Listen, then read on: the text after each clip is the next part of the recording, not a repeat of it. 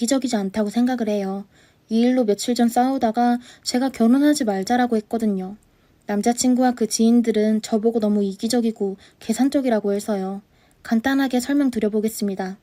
여자는 외동에 35살이고 모은 돈은 1억 5천만 원 정도이고요. 보험이나 적금까지 하면 2억 5천만 원 정도가 있습니다. 부모님 노후 준비는 완벽하게 되어 있고요. 본인은 자영업 2개를 하고 있습니다. 쉬는 날은 정해져 있지 않고 쉬고 싶을 때 인력 보충해서 쉬는 편입니다. 평일에는 2, 3일 정도만 일을 합니다. 대신에 공휴일이나 주말은 중요한 일이 아니면 거의 못 쉬는 편입니다. 근무 시간은 9시에서 9시 30분까지, 자차는 없고요. 대신에 결혼 후에 부모님이 타던 외제차 명의 변경을 해준다고 하십니다. 월급 350만 원, 부모님이 통장 관리를 하십니다. 한 곳은 부모님 건물이고 한 곳은 본인 건물이에요. 부모님 보험 수령인은 본인이고요. 남자는 33살 직장인이고요. 펀드는 1,000만 원, 보험이나 적금 상황은 모릅니다. 급여는 월 190만 원 정도고 부모님 노후 준비는 부족합니다. 근무 시간은 7시부터 4시까지인데 종일 근무를 해요. 주말 공휴일은 무조건 쉬고 있고요. 자차는 없습니다. 부모님은 제가 말했던 조건은 남편이 지킨다면 부모님 명의의 아파트도 주겠다고 하셨어요. 여기까지가 둘의 상황입니다. 돈은 있다가도 없고 없다가도 있는 거니까 누가 많이 해오든 상관없다고 생각해요. 그래서 다른 건 필요 없고 토요일과 공휴일에 제가 하는 일을 도와달라. 이게 제 조건이에요. 남자친구가 여유가 있어서 돈을 가져온다면 좋겠지만 형편도 안 되는데 어디서 대출을 해서 가져오라고 하고 싶진 않습니다. 사람 하나 보고 하는 결혼이라서요. 물질적인 거는 제가 먹고 살며 돈을 벌고 있고 자산도 조금 있어서 남자의 돈을 중심적으로 보진 않았어요.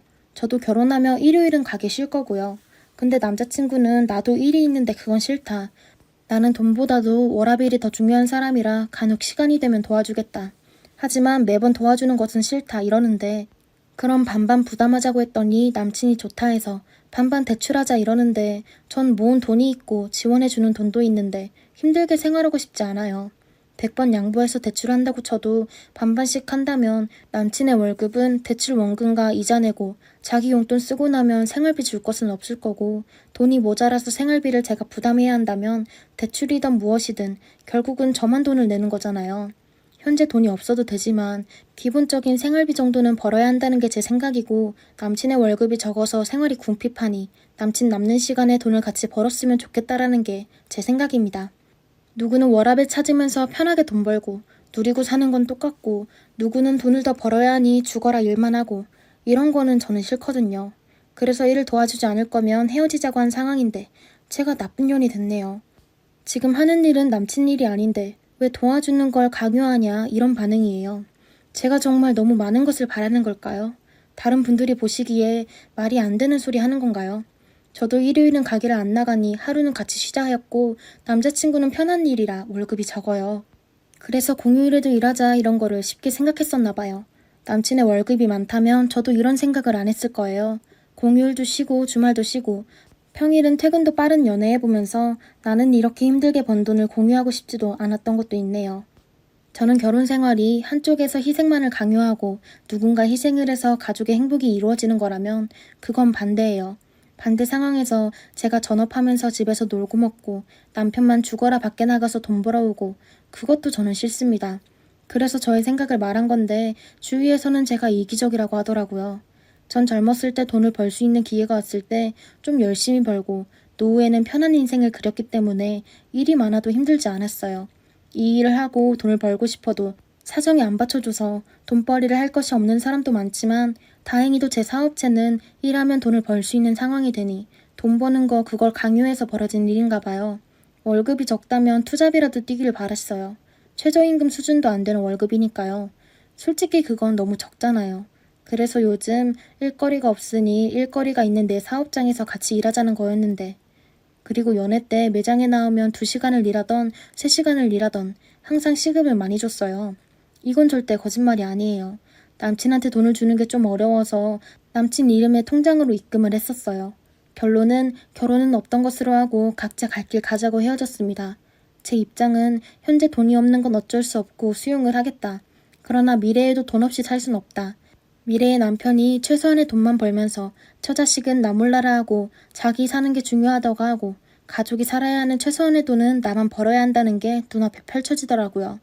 집도 차도 생활비 버는 것도 모두 제 차지가 되겠죠. 같이 벌자고 했는데 혼자만 벌면 안 돼요. 그래서 헤어졌습니다. 일주일 내내 남자친구만 일하는 건 아니에요. 하루 이틀 도와주고 같이 쉬자는 거였죠. 같이 일하고 같이 쉬고 이게 제 뜻이었습니다. 같이 일하는 거 거부를 당해서 헤어진 겁니다. 댓글입니다. 이건 좀 이상한데요. 남자가 얼마를 버는 건 둘째 문제고 내가 더 많으니까 돈 못 버는 너는 일주일 내내 쉬지 말아라 이거잖아요. 역으로 남자가 돈은 많은데 나도 맞벌이인데 주말에 쉬지 말고 자기 가게 도우라는 글 올라왔으면 반응이 달라졌을 것 같은데. 자기는 평일에 쉬지만 남자는 그럼 언제 쉬나요? 잘 헤어졌어요. 그리고 돈 가지고 갑질한 거 맞는 것 같은데 뭘 남자가 부족하니까 당연하다 하시겠어요. 이상하네요. 진짜 죄송한데 조건 보는 건 속물이다 이기적이다 해도 솔직하게 현실적으로 최소한의 조건은 봐야 같이 살면서 먹고 살죠. 그리고 나이 30대 중반 넘어서 월급이 190만 원이면 여자든 남자든 결혼 생각을 말아야 해요. 정말 부모님이 재력가이거나 건물주이셔서 일을 취미로 하는 분이 아니고서는요. 본인도 능력이 있으시고 부모님도 경제적으로 여유 있으신 분이 왜 그 남자분을 선택했는지 모르겠지만 평생 남 뒤치다꺼리 해줄 자신 있으면 결혼하시는 거고 아니면 말아야 해요. 근데 이미 남자분은 네가 이기적이다 어쩌다 하고 글쓴이님 주변도 이기적이다 어쩌다 하면 손절하는 게 어떨지요. 무슨 미친 소리 하는 거임? 진짜 무능력 남친이 여친 덕에 셔터맨으로 그나마 신분 상승할 기회를 멍청하게 날려버렸네요. 남친 지인도 그 나물에 그 밥이던지 여자 잘 만나서 팔자 피는 친구 지능적으로 방해한 건지 모르겠지만 월급 190만 원으로는 둘이 살아도 빠듯한데 저쪽 부모님 노후까지 책임져야 한다면 주말과 공휴일에 열일한다 한들 결혼 상대로는 이건 결혼이고 뭐고 아예 만나는 걸 그만둬야죠. 무슨 33살 먹고 190만 원에 모은 돈 1000만 원. 결혼을 생각했으니까 제정신인가? 절대 안 이기적이에요. 남자한테 시댁에서 돈 해오라는 것도 아니고요. 그리고 못한다고 하니까 아 그렇구나 그럼 헤어지자고 한 건데 그게 뭐가 이기적인가요? 나이 33살에 190만 원 버는 것도 이해가 안 되지만 뭐 돈도 없다 그런 남자랑 왜 결혼을 해요? 뭐 돈이 없다는 건 남자가 그 집 가장입니다. 남의 집 가장을 왜 뺏어오려고 해요? 언니가 너무 아까워요. 남자가 진짜 언니를 사랑했다면 가게 나오지 말라고 했어도 나왔을 거예요. 돈은 있다가도 없고 없다가도 있다고 하셨는데 남자도 마찬가지예요. 형편없는 남자에게 너무 목매어서 본인의 가치를 낮추지 마세요. 둘 다 서로 사랑한다는 전제하에 현실적으로 아파트 주시고 여자 쪽에서 편히 봐주겠다고 하는데 왜 마다를 하지? 나 같으면 어차피 맞벌이고 회사 끝나고 부인이랑 같이 가게 보면 알콩달콩 재미나게 살 것 같은데 남자가 멍청하고 미련한 것 같음. 지금 판단력이 흐려져 보이는데 아무리 나이 35살이어도 자기 주제도 모르는 사람이랑 앞으로 60년 같이 살면서 고생하는 것보다 다른 사람 신중하게 만나는 게 다행이라 생각해요. 저런 거지 같은 남자와 결혼할 바에는 평생 혼자 사는 게 100배 더 행복해요. 어디서 저런 걸. 주말에 도와준다고 말 바뀌어도 제발 헤어지세요. 내가 많이 모았고 많이 벌었으니까. 남자가 결혼 후에 도와줘서 피로를 같이 덜고 같이 노후를 같이 준비하고 싶음. 남자 입장은 난 일하기 싫고 힘드니 싫어서 그 나이에 모은 것도 없지만 편한 직장 다님. 운 좋게 돈 많이 모아놓고 일 잘하는 연상녀에게 붙어서 내가 혼자 번 돈으로는 턱도 없는 윤택할 생활과 효도하고 싶음. 하지만 그 여자 일을 돕는 건 싫음. 결혼 왜 해요? 남자 사정 보니까 시댁까지 부양해야 하는데 아들 결혼 준비가 저 정도밖에 안 됐으면 그런 시댁은 100% 노후 준비도 안 되어 있습니다. 글쓴이가 이제부터 시댁 집도 사주고 병원비에 노후 자금 다 대주고 해야 해요. 잘 헤어졌어요. 여자분 조건이 훨씬 좋긴 한데 남자분도 출퇴근 시간이 이르고 월급이 적을 뿐이지 다른 직장인들과 같은 생활을 하고 있는데 퇴근 시간도 빠르고 편하니까 도와줄 수 있다? 이건 아닌 것 같아요. 토요일, 월요일 다 글쓴 분 스케줄에 맞춰서 12시간 일해야 한다면 힘들죠. 돈보다는 워라밸이 중요하니 투잡도 안 하고 190만 원 받는 회사 다니고 있는 건데 그런 남자한테 이런 시간을 다 반납하라고 하면 반감될 수밖에 없어요. 저도 남자분보다 많이 받지만 워라밸이 중요하긴 하죠. 주중에 빡세게 일하고 주말 특근도 웬만하면 안 하고요. 그냥 두 분의 생활 방식과 관념이 안 맞는 것 같아요. 누구의 잘못도 아닌 듯 합니다. 남자든 여자든 주위에서 뭐라 하든 상관없어요. 님이 주관대로 님의 가치관과 맞는 사람을 만나 사랑하고 살아가도 좋지만은 않을 텐데 지금 경제 상황도 너무 차이가 나지만 관념 자체가 너무 차이를 둔 것 같아서 별로네요. 월급은 단순히 돈이 아니에요. 월급은 그 사람의 그간 성실도, 스펙을 위한 노력, 열정 등이 보이는 성적표 같은 거예요. 본인 밥벌이가 그 정도인 사람이 주말에도 일하겠냐고요. 딱 봐도 그 정도 노력하는 사람 자체가 아닌데 아직도 정신 못 차린 놈이랑 결혼하시게요? 안 됩니다. 결혼과 동시에 철부지 아들 하나 더 키우는 꼴이네요. 아내가 저 정도 능력을 갖추고 있으면 그게 다음이 될 거고 우리 부부의 일인데 사랑하는 아내를 도와 함께하는 시간이 많으면 좋은 거 아닌가요? 진짜 그 남자 너무 아니네요. 월급 190만 원 받을 정도면 무슨 일을 하자는 건가요? 저 집에서 심심풀이로 종종 일하는데도 200만 원 벌어요. 힘들게 내 돈 버는 아내 살뜰히 챙길 수 있는 남자 만나세요. 이 남자는 진짜 아니에요. 저는 누구나 다 아는 공기업에 근무하고 있습니다. 10년째 두 딸들을 혼자서 키우고 있습니다. 남편은 없냐고요? 남편은 10년째 어디에 있는지 연락조차 없습니다. 죽었는지 살았는지 알 수가 없습니다. 살기 바빠서 남편이 어디 있는지 수소문조차 못하고 있었습니다. 연로하신 시어머니도 함께 살고 있어요. 죽었다는 말이 없으니 어딘가에 살고 있겠거니 하고 생각하고 있었습니다. 큰딸이 10살 때 그리고 작은딸이 8살 때였어요. 남편은 버려놓았던 사업들이 부도가 나고 빚을 감당하지 못할 만큼 돼버리자 가장 이혼을 하고서 혼자 해외로 도망쳤습니다. 아이들을 잘 부탁한다면서 꼭 다시 돌아오겠다고 한 남편이었습니다. 그때 내 나이 38살이었고 남편 나이는 40대였네요. 남편은 결혼 전에 누구나 다 아는 대기업에 근무하고 있었는데 꿈이 큰 사람이어서 늘 오너가 되기를 갈망했었죠. 남 밑에서 일하는 성격이 아니라서 학원 사업부터 시작해서 정수기 사업, 그리고 저도 알지 못하는 사업을 벌이기 시작했습니다. 남편이 워낙 똑똑하고 사교성이 좋아서 처음엔 순풍에 돛단 듯이 순조롭게 사업이 잘 진행이 됐어요. 거기에서 멈췄어야 했는데 처음 시작한 사업이 잘 되어가는데 고무되어서 사업을 확장하기 시작했습니다. 특별히 금전적으로 뒷배경이 없었던 남편은 기존 사업을 보증으로 새로운 사업에 투자 유치를 과감히 해내가면서 무리하게 사업을 확장시켰어요. 하지만 늘 변수가 생기는 법이죠. 아무도 예상치 못한 믿었던 동업자 형이랑 변수가 커졌습니다.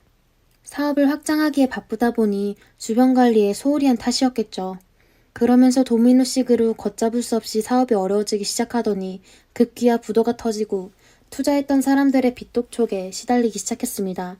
유일한 안정적인 수입인 제 월급이 압류당하는 걸 막으려고 남편은 가장이혼을 하자고 했었고 저희 회사에까지 빚쟁이들이 찾아오니까 혼자서 해외로 나가 있다가 돈 벌어서 다시 오겠다고 하고는 어머니와 애들을 잘 부탁한다고 하면서 야반도주하듯이 도망쳤습니다.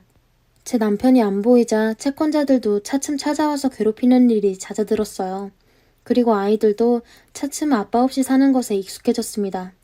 저도 물론 시어머니가 살림을 조금 도와주시긴 했지만 회사에다가 애들 교육에 살림에 정신없는 세월을 보냈어요. 그래서 한 번씩 남편의 근황이 궁금하긴 했지만 연락 한 번 주지 않다 보니 아무도 남편 생사는 모른 채 세월이 지나갔습니다. 서방님이 두 분이나 계셨지만 남편의 의중에 따라 맏며느리 역할은 절대 소홀히 하지 않았습니다. 곧 죽는다 해도 장남인 자기 역할을 동생들에게 내놓는 성격이 아니었던 것을 알았기 때문이었죠. 언젠가 돌아오게 될 남편의 자리를 굳건히 지켜주고 싶었거든요. 그렇습니다. 가족 있는 곳이니 꼭 돌아오리라 믿었습니다. 그런 시간들이 차곡히 쌓여서 15년이 훌쩍 넘어가니 모두들 수군대기 시작했어요. 연락을 하지 않는 것을 보니 어디에서 객사를 했다는 둥, 외국에서 딴 살림을 차려서 사느라고 가족을 잊었다는 둥, 친척분들은 나이든 시어머니를 모시고 두 딸을 키우면서도 장남 며느리 역할을 하는 저를 보면서 매우 안쓰럽게 여겼습니다. 심지어 이젠 시어머니도 시동생들한테 맡기고 재혼하라는 말까지 나왔었네요. 그럼에도 불구하고 시댁 경조사나 시댁 행사의 장남 며느리로서 빠짐없이 시어머니 모시고 다녔고 없는 남편을 대신해서 막내 시동생 결혼과 집안일을 모두 제가 했었네요. 그런 세월을 10년 넘게 보내다 보니 세월에 장사 없다는 옛말처럼 어느새 중년이 티가 나는 아줌마가 다 되어버렸습니다. 남편이 떠날 때 모습 그대로 유지하고 싶었지만 날씬했던 몸매는 뱃살이 두둑해졌고 얼굴은 세월의 흔적이 고스란히 남아있으니 지금이라도 남편이 온다면 생소하고 어색해하지 않을까 하고 걱정이 되기도 했습니다. 초등학교 3학년이었던 큰딸은 나름대로 공부를 잘해서 교대에 진학했고 둘째 딸은 특수교육학과에 지원해서 올해 합격했습니다. 다행히도 엄마 속을 한 번도 썩이지 않고 잘 자라줘서 참 감사한 일이었죠. 그런데 갑자기 시어머님이 쓰러지셨습니다. 노안으로 몸이 많이 안 좋으셨는데 가벼운 감기 증상이 폐렴으로 발전하면서 돌아가시게 되었습니다. 마지막에 큰아들을 보고 싶다고 하시면서 이젠 안 오려나 보다고 하시면서 저보고 기다리지 말라고 하셨습니다. 그동안 티를 내지 않으셨을 뿐이지 큰아들을 무척이나 기다리셨던가 봅니다. 결국 아들 얼굴 보지 못하고 돌아가셨어요. 그때 남편이 보고 싶더군요. 어머니가 돌아가셨는데 어디서 죽었는지 살았는지 생사 확인이라도 했으면 좋으련만 아마도 모두 연락을 못하는 중요한 이유라도 생긴 것이 아닌지 걱정이 되었습니다. 그렇게 시어머님은 마지막까지 큰아들을 그리워하다가 하늘나라로 가셨어요. 코로나 때문에 장례식장에는 가까운 친척들과 시동생들, 가족들과 저희 두 딸이 지키고 있었고 절만 간단히 하고 대부분 식사하지 않으시고 가셔서 대체로 한산한 분위기였습니다.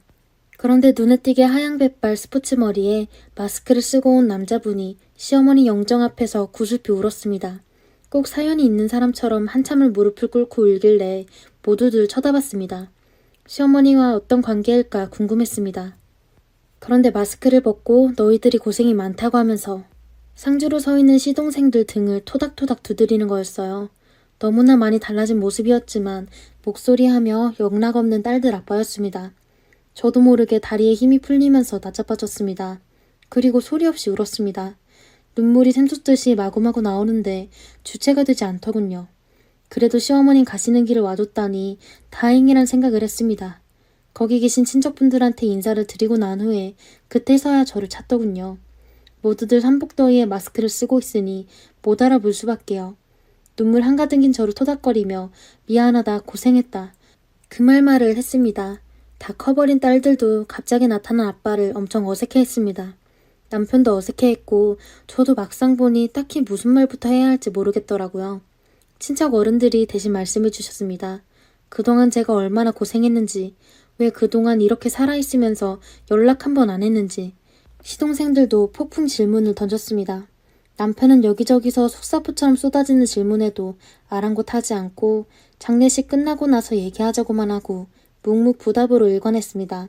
곧바로 상주석에서 빈소를 지켰고 예전의 장남으로 돌아왔습니다. 그렇지만 장례식 외에는 저와 한 번도 눈도 마주친 적도 없었고 왠지 모르게 거리감이 느껴져서 가까이 갈 수 없었습니다. 남편은 그동안 완전 다른 사람으로 변해 있었습니다. 미국에서 10년을 보냈다고 하고 최근에 입국했다고 했어요. 가족들의 소식은 후배를 통해서 간간히 듣고 있었고 어머니가 위독하다는 연락을 받고 만사 제껴두고 왔는데 한 발 늦어서 임종 못 지켰으니 불효했다며 자책을 했어요. 그동안 미국에서 부동산 중개업을 하고 자리를 완전히 잡을 때까지 고생이 이만저만이 아니었다고 했습니다. 그놈의 병 때문이었네요. 사업병 때문에 일에 집중하느라 그 세월을 다 보내버린 거였습니다. 틀림없이 어느 정도 사업을 일구어서 금이환영하려는 욕심 때문에 처자식과 어머니와 동생들에게도 연락 한 번 안 한 거네요. 장례식이 끝난 후 식구들이 모두 집에 모였습니다. 시동생들이 형 왔으니 오래 머물다 가라고 했고 아니면 저를 데리고 가라고 했습니다. 이제 그만 떨어져 살라면서 형수도 이번 기회에 회사 퇴직하고 형 따라가라고 했습니다. 남편은 안 된다고 단호히 말하더군요. 미국에 당장 돌아갈 거고 정리가 잘 되면 돌아오겠다고 했는데 언제라고 기약할 수 없다고 했어요. 그리고 딸들 결혼식 때는 무슨 일이 있어도 온다고 다짐을 하는 걸 보니 영원히 이곳을 떠나려는 심산인 것 같았습니다. 그리고 딸들 결혼식 자금과 대학비를 보내주겠다고 하면서 저희는 가장 이혼이 아니라 진짜 이혼을 하자고 해서 깜짝 놀랐습니다.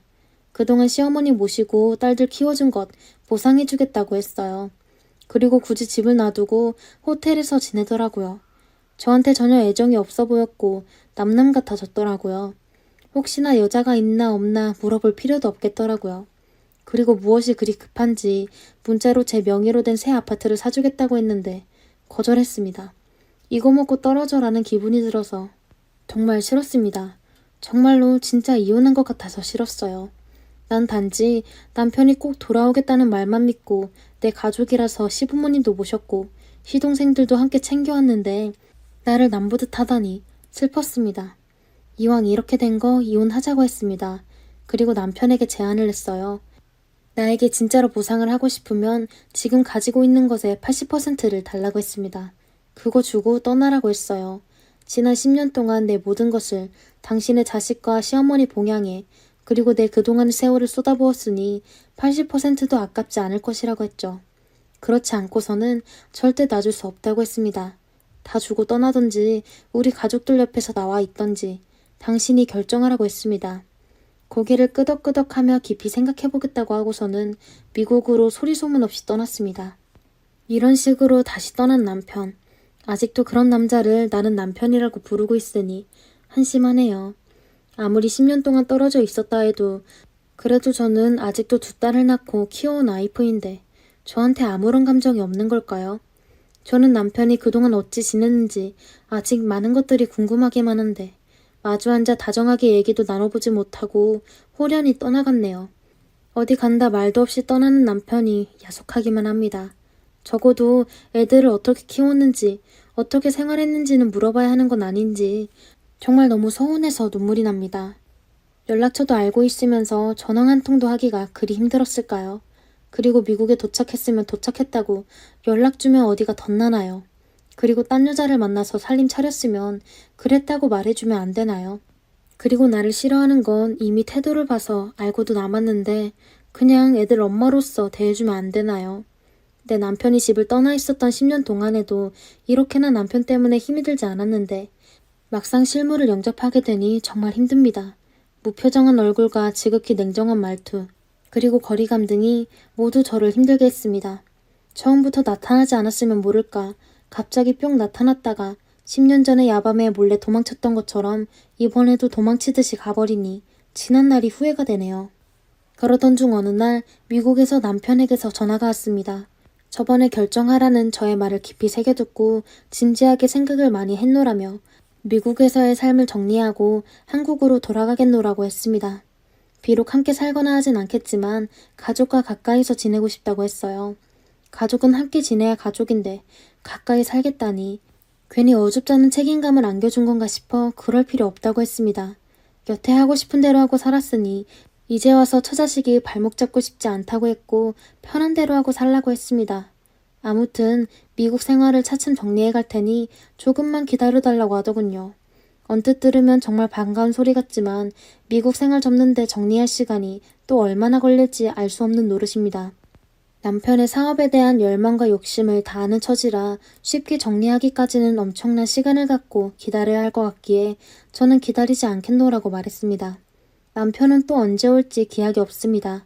이제 기다리지 않고 두 딸들에게만 기대어서 내 인생을 다시 새롭게 출발해야 할 것 같습니다.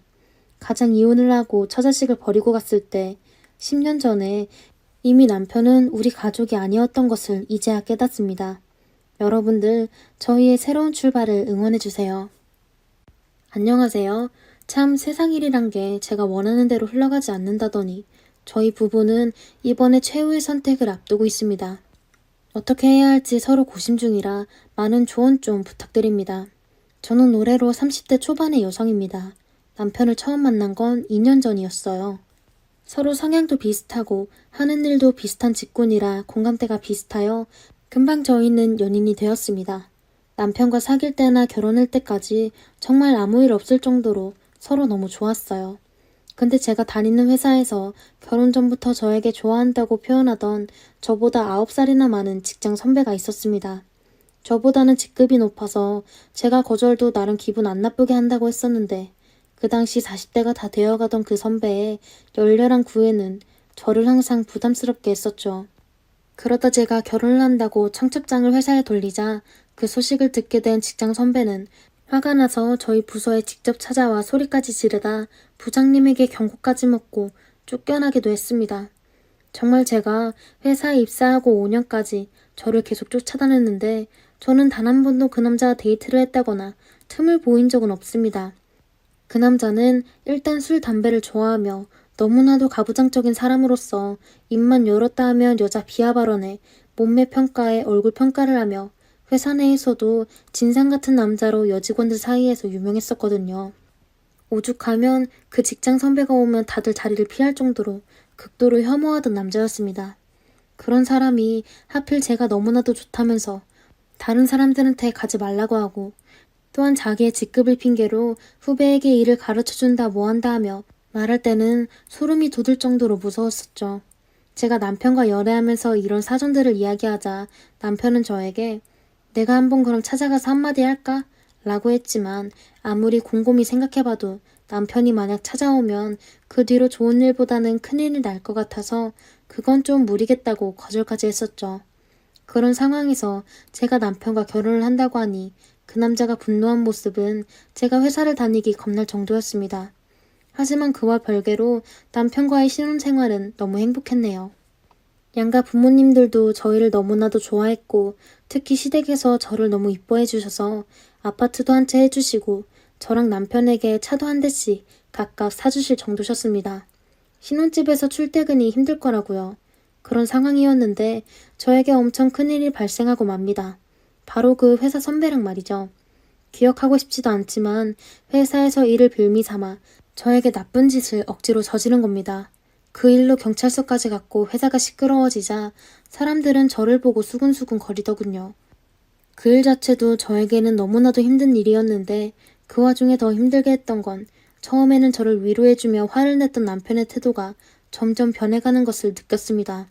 남편이 저에게 대하는 모든 것이 예전 같지 않다는 게 정확한 표현이겠네요. 마치 내 것이었던 무언가를 빼앗겨버린 표정이랄까요? 저에게 말하던 따뜻한 말도 없어지고 그러한 어색한 남편을 보니 짜증을 내보일 때도 있었지만 남편은 저에게 노력 중이라고 했었죠. 또 거기서 엄청난 사건이 일어났는데 제가 얼마 안가 임신인 걸 알게 되었습니다. 저도 너무 당황스러웠습니다. 남편은 그때부터 제가 아내가 아니라 마치 어디 가서 바람을 피우다 아이를 임신한 무언가 더러운 걸 보는 듯한 태도로 대하더군요. 처음 남편에게 임신 사실을 알렸을 때는 너무 놀라더니 첫 마디가 이거였습니다. 누구 아이냐고요. 저도 그래서 모르겠다고 말했네요. 그러자 남편이 한 말은 충격스럽게도 그러게 평소 행실이 올바르면 이런 일도 안 생겼을 거 아냐? 라고 갑자기 화를 내더군요. 그 말에 저는 어떤 말도 떠오르지 않았고 그저 눈물만 흘렸습니다. 남편은 그 이후로 아무 말도 하지 않고 그 뒤로 계속 집 밖을 맴돌더군요. 전화를 해도 받지도 않고 자기 맘대로 늦은 새벽에 다 돼서야 집에 들어오더니 잠만 자고 다시 나가고 제가 말을 걸어도 들은 척도 안 하니 저는 아이에 대한 결정과 책임을 오로지 혼자서 견뎌내야만 했습니다. 거기에 남편뿐만 아니라 시댁조차 그랬었죠. 그토록 저를 아껴주던 시댁은 더 이상 저에게 연락 한 번 하지 않기 시작했습니다. 그 전까지는 남편과 매주마다 전화 한 번씩 드리며 한 달에 한 번 정도는 시댁에 찾아가 인사도 하고 밥도 먹고 그랬었는데 남편 역시 저희 집에 줄곧 찾아오기도 하고 그랬었거든요. 그러면서 어서 아이를 가지라며 항상 웃던 시어머니의 눈빛이 확 달라지더군요. 특히 임신하고 나서는 시어머니가 전화 와서 그 아이 어떻게 할 거냐고 묻길래 저는 남편하고 상의를 해보겠다는 말에 갑자기 악 소리를 한번 지르고는 끊더군요. 그날 그 사건 이후로 저는 시댁에서는 버려진 며느리, 남편에게는 그냥 아무 의미 없는 동거인, 그 이상도 그 이하도 아니게 되었습니다. 그저 잠만 같이 자는 사이이지 저에게는 전혀 관심조차도 가지지 않더군요. 그런 와중에 그 회사 선배에 대한 처분은 재판으로 넘어갔고 당연히 형사처벌이 되어버리니 회사에서 잘리고 사라졌었지만 저 또한 회사를 다닌다는 게 너무나도 힘들더군요. 생각지 못한 임신까지 하자 회사에서 저에 대한 시선들과 말들이 저를 더 힘들게 했죠. 남편 불쌍해서 어쩌냐고요. 왜 제가 그런 말들과 그런 시선을 견뎌야 했는지 도무지 이해하지 못했습니다.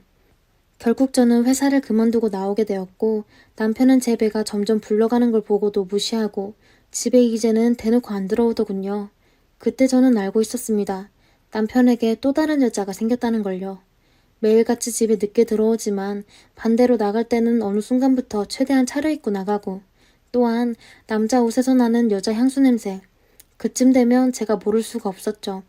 그러다 한 번은 남편이 저에게 다가와 말하길 내가 지금 다른 여자를 만나고 있다고 어쩌다 보니 그렇게 되었다며 저한테 대놓고 말해주더군요. 그래야 공평할 것 같대요. 제가 어이가 없어서 도대체 뭐가 공평한 건지 아니 내가 뭘 잘못한 건지 물었지만 남편은 저에게 이혼하자는 말만 하더군요. 너를 보면서 살 자신이 없다고 했어요. 처음에는 제가 그 말을 듣자 저도 뭐라고 답변조차도 못하고 멍하니 그저 서 있기만 하자 남편은 저를 보더니 됐다고. 서로 이렇게 얼굴만 보기만 해도 힘든 사이 자기가 포기하겠다고. 틈만 나면 저보고 이혼하자, 제발 좀 이혼하자 하는 문자를 보내왔습니다. 하지만 제가 답변을 하지 않자 이제는 집에서 남편이 만난다는 여자와 통화까지 하더군요. 제가 듣던 말던 신경도 안 쓰고 전화기에 대며 자기야 라고 말하면서 저와 연애할 때 쓰던 말투로 그 여자와 대화를 나누는 남편을 보니 제 마음은 이미 죽은 것과 다름없었습니다. 제일 충격적인 건 제가 추석날 친정집에 가 있는데 남편이 글쎄 친정을 찾아왔더군요. 근데 그것도 혼자 온 게 아니라 세상에 상간녀를 데리고 저희 집을 찾아왔습니다. 그리고 저와 저희 부모님이 떡하니 보는 앞에서 남편은 그 여자를 소개시키며 자기가 사랑하는 사람이라며 아내가 하도 이혼을 안 해줘서 제가 이렇게 극단적인 행동을 하는 거라고. 아내와 서로 얼굴을 보면 지옥 그 자체인데 아내를 낳아준 부모인 장모님과 장인어른이 나서서 오히려 이혼을 먼저 권유해야 되는 게 아니냐며 짜증을 내더군요. 결국 아버지가 너무 화가 나서 남편의 뺨을 한 대 갈겼죠.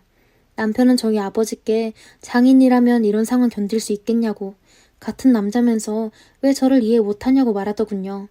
남편은 끝까지 우리는 이미 끝난 사이라고, 무조건 그래서 이혼을 해야 된다고 말하며 저를 보면서는 그 뱃속 아이 아빠를 찾아서 결혼을 다시 하던가 이제는 제발 자기 좀 놔주라고 말하며 갑자기 울부짖는 모습에 제가 알았다고 여기서 이러지 말고 이혼하자고 말했습니다. 그리고 며칠 뒤 남편을 만난 날 저는 이혼 서류와 함께 서류 한 장을 같이 보여줬습니다. 남편이 서류를 보고는 내심 좋아하는 듯한 표정을 지으며 사인하자 저는 그때 제가 같이 보여준 또 다른 서류를 보자마자 남편이 갑자기 눈동자 동공에서 지진이 난 듯 흔들리더군요. 그러면서 남편은 이게 뭐냐고 무슨 개수작이야. 갑자기 소리 지르던 남편. 그래서 제가 말해줬습니다. 요즘은 시대가 좋아져서 출산하지 않아도 검사가 가능하다고. 임신한 지 4달이 지나면 가능하게 되어서 일본 연구소를 통해 친자 검사를 진행해봤다고.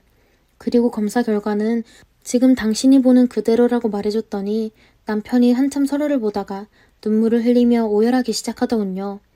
그러면서 미안하다고 해요. 정말 미안하다고 말합니다. 사실 친자검사해보니 아이는 바로 남편의 아이로 나왔습니다. 남편은 저에게 왜 이 사실을 진작에 말을 안 해주었냐는 말에 내가 말하려고 할 때마다 당신은 듣고 싶어 하지도 않아 했고 애초에 들으려고도 안 했고 오히려 나를 더욱더 모욕하고 버린 게 누구였냐고. 그리고 당신이 바람 피우는 모습을 보면서 그냥 나도 그때부터 마음 자체가 죽어버렸었다고 말하고는 울고 있는 남편을 놔두고 그냥 집을 나왔습니다. 남편은 그 이후로 저에게 찾아와 손이 발이 되도록 빌고 있습니다. 저는 이혼하고 아이도 없애겠다고 하자 자기가 모두 잘못했고 다시 좋은 남편이 되겠다면서 지금 시부모님뿐만 아니라 시누이까지 저한테 와서는 계속 설득하면서 제가 원하는 건 뭐든지 다 해주겠다고 말하고 있는 실정입니다. 사실 그래서 아직도 제가 이혼 결정을 못 내리고 있다가 이제 아이는 시간이 너무 지나서 낳아야 될 것 같습니다. 저도 제 마음이 뭔지 모르겠네요. 이 아이를 현실적으로 낳으며 혼자서는 키울 자신도 없고 회사도 이미 그만뒀기에 시부모님은 자신들의 미안함을 재산으로 이렇게 상속해주고 호강하면서 살게 해준다고 하는데 시댁에서 저한테 대했던 행동들과 남편이 저에게 했던 말들이 자꾸만 머릿속에 떠올라서 끔찍할 때가 있습니다. 남편은 다시 집에 들어와 각방을 쓰고 있고 매일 저에게 뭐든 다 해주겠다며 제가 무슨 인기척만 내도 자다가 뛰어나와 필요한 게 없냐고 계속 물어보고 있는데 왜 이리 저는 슬플까요? 이 글을 쓰면서도 눈물이 납니다. 원망스럽기도 하고요. 어쩌면 저도 여기까지 끌고 온 게 이혼할 마음이 없어서 그런 게 아닌가 싶기도 한데 도대체 저는 어떤 선택을 해야 현명한 걸까요? 서로의 밑바닥을 보니 결혼 생활을 어떻게든 다시 유지하는 게 맞는 건지 아니면 아이는 낳아서 시댁에 주고 저는 나가는 게 맞는 건지 모르겠습니다. 처음에 제가 아이를 지킨 건 생명의 고귀함이었고 나중엔 궁금증이었고 이제는 시간이 너무 지나버려서 출산을 해야 되는 이 상황과 앞으로의 삶에 대한 두려움들이 몰려와 저에 대한 자신이 없네요. 그저 눈을 딱 감고 이 지옥 같은 기억들을 잊어버리고 남편을 다시 바라보고 인생을 사는 게 맞는 건지 정말 모르겠습니다.